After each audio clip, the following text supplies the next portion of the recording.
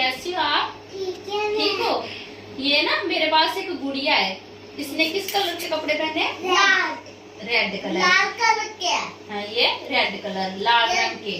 ये लाल शादी कलर हाँ। की है। चलो मैं तुम्हें ना एक कहानी सुनाऊंगी रेड राइडिंग हुड की। पता कौन है रेड राइडिंग हुड? एक छोटी सी गुड़िया है तुम्हारे जैसी। मुझकी है।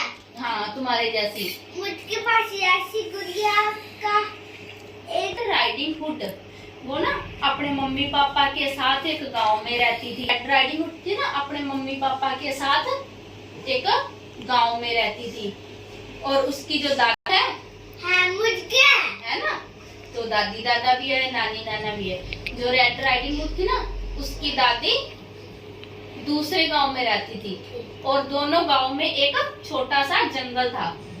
जंगल देखा ना, पता है ना जंगल में क्या क्या होता है? जानवर होते हैं ना, भेड़िए, शेर, और क्या होता है जंगल में? जेब्रा। खतरनाक जानवर होते हैं। हाँ। तो एक दिन ना उसकी दादी का फोन आया रेड राइडिंग हुड की का कि वो बहुत ज्यादा बीमार है। तो उसकी मम्मा ने रेड राइडिंग हुड को कहा कि तुम ना अपनी दादी के पास जाओ। तो वो बोली चलो ठीक है मैं जाऊंगी। तो जो रेड थी ना, उसकी मम्मा ने उसको बहुत सारा खाना बना कर दिया, केक और रोटी बना कर दी। कि बोली कि अपनी दादी के पास जाओ और उनका पता लेकर आओ। तो रास्ते में एक जंगल पड़ता था। जंगल में बहुत थे। रेड राइडिंग हुड जंगल में जा रही थी ना, तो ना रास्ते में ना एक बहुत बड़ा भेड़िया था। एक पेड़ के नीचे भेड़िया बैठा हुआ था। उसने राइडिंग हुड को देखा तो वो उसको खाने की लालसा लेकर उसके पास आया। वो राइडिंग हुड से बातें करने लगा भेड़िया। उसको बोला कि तुम वो कहाँ जा रही है? उसने भेड़िया था ना, उसने भेड़िए ने कहा कि वो कहाँ जा रही है? तो राइडिंग हुड ने कहा कि मैं अपनी दादी के पास जा रही हूँ, वो बहुत बीमार है और एक घर में अकेली रहती है। तो भेड़िए ने सोचा कि चलो मैं ना पहले इसकी दादी को खाऊंगा, फिर राइडिंग हुड को खा जाऊंगा। तो उसने कहा कि ये ना एक ना छोटी छोटी झाड़ियां और इस पर जो छोटी छोटी बेरीज लगी थी कि ये ले जाओ, तुम्हारी दादी जल्दी ठीक हो जाएगी। वो छोटी छोटी बेरीज को तोड़ने लगी राइडिंग हुड। और बाद में वो जो भेड़िया था ना, वो जल्दी से भागकर ना उसकी दादी के घर चला जाता है। तो वो उसकी दादी को ना खा जाता है और उसका पेट इतना बड़ा हो जाता है। वो जहाँ पर उसकी दादी लेटी थी ना बेड पर, वो वहां पर सो जाता है ऊपर कपड़ा लेकर। जब राइडिंग हुड खेलती खेलती ना अपनी दादी के घर जाती है ना, तो वो देखती है कि उसकी दादी के ना हाथ भी बहुत बड़े बड़े हैं, उसके नाखून भी बहुत बड़े बड़े हैं। तो वो अपनी दादी से पूछती है कि दादी तुम ठीक हो? तो ना भेड़िया भारी आवाज में बोलता है हाँ मैं तो ठीक हूँ।